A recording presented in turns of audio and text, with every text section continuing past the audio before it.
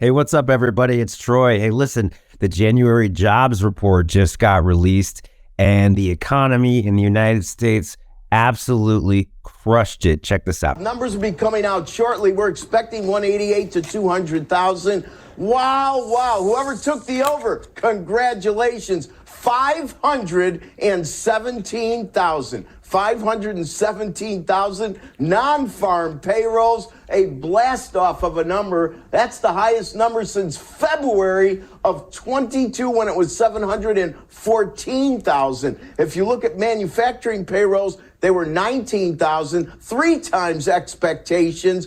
Unemployment rate, 3.4. We crashed the half-century barrier, a new post-cycle low. That is unreal when you think about it. Economists were predicting 187,000 jobs, non-farm payroll jobs in January. Instead, we got 517,000, absolutely crushing it. This is the biggest jobs number, single month jobs number since the end of the pandemic, when the economy opened back up and everybody that had been laid off got rehired. This drops the unemployment rate to 3.4%. They were expecting 3.6%. It's down to 3.4. That's the lowest unemployment rate in 53 years. It hasn't been that low since May of 1969. So absolutely just incredible numbers for January, incredible economic growth happening in the United States right now. This economy is outperforming Trump's economy. When Donald Trump said that he had the strongest economy ever in all of world history, this economy is outperforming that.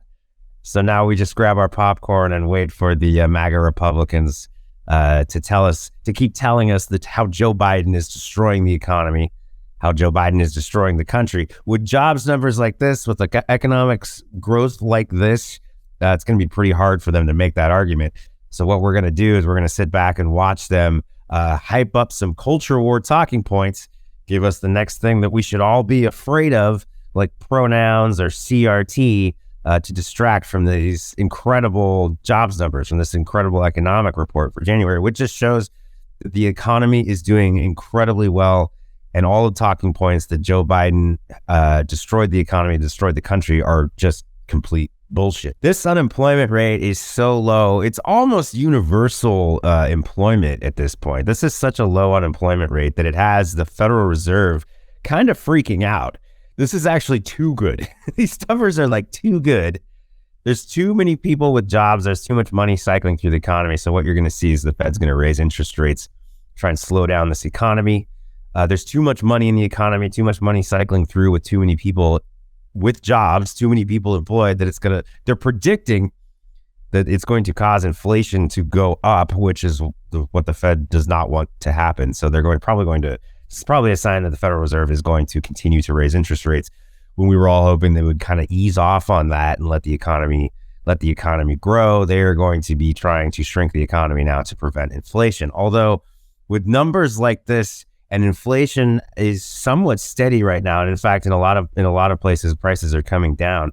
We're maybe looking at a situation where we have near universal employment with very little inflation, which is just incredible. That almost never happens. So just a really, really, really, really solid economy right now. We just hope that the Federal Reserve doesn't overreact to these jobs numbers, because these jobs numbers just blew everyone's expectations away. We have to remember that the economy always does better under Democrats. We have to shout that from the rooftops. We can't let Republicans take control of the economic message. We just can't. We have to talk about the economic successes that happen under Democrats. Donald Trump's economy was an economic trend that started under Obama. This is fact. It's economic trends. Donald Trump inherited Barack Obama's great economy. It got better under Trump, but it was getting better. It was still growing when Donald Trump took office. And then the coronavirus pandemic, the COVID-19 pandemic, crashed the economy almost overnight, eliminated all of the gains that had been made under Obama since the 2008, since Great Recession.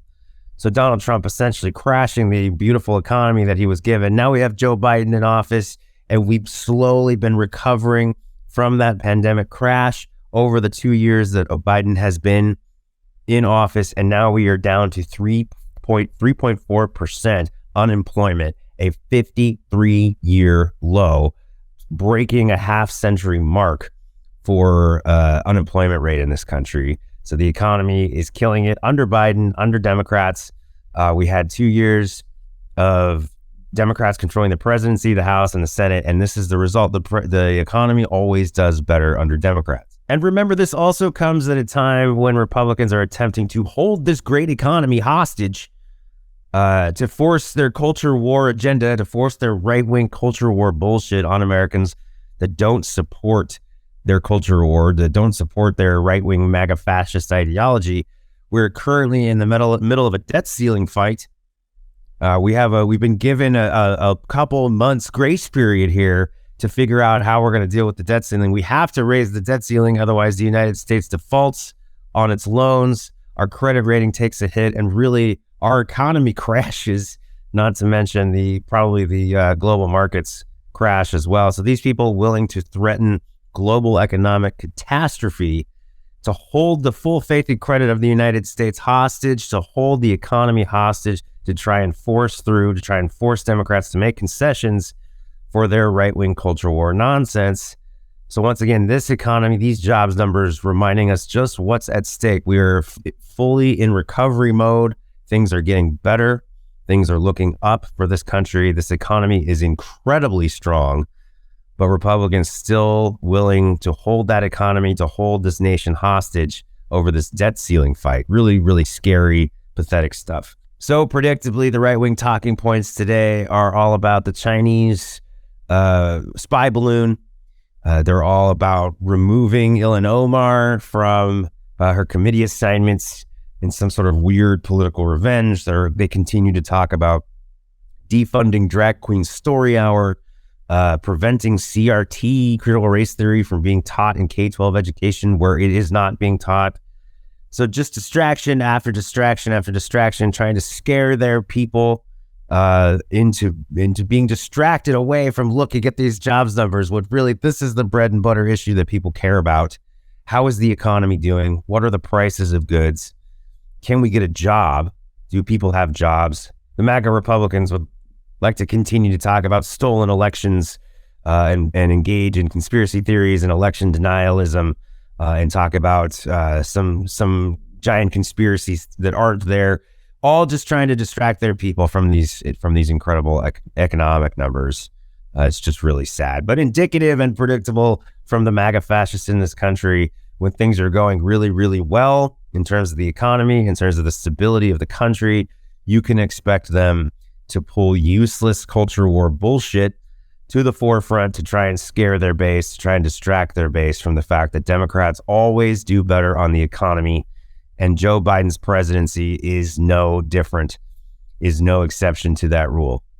For MeidasTouch, this is Troy. Remember, smash that subscribe button to keep supporting independent media. The best part of waking up? MAGA tears in my cup. Check out the new MAGA tears mug available now at store.MeidasTouch.com. That's store.MeidasTouch.com.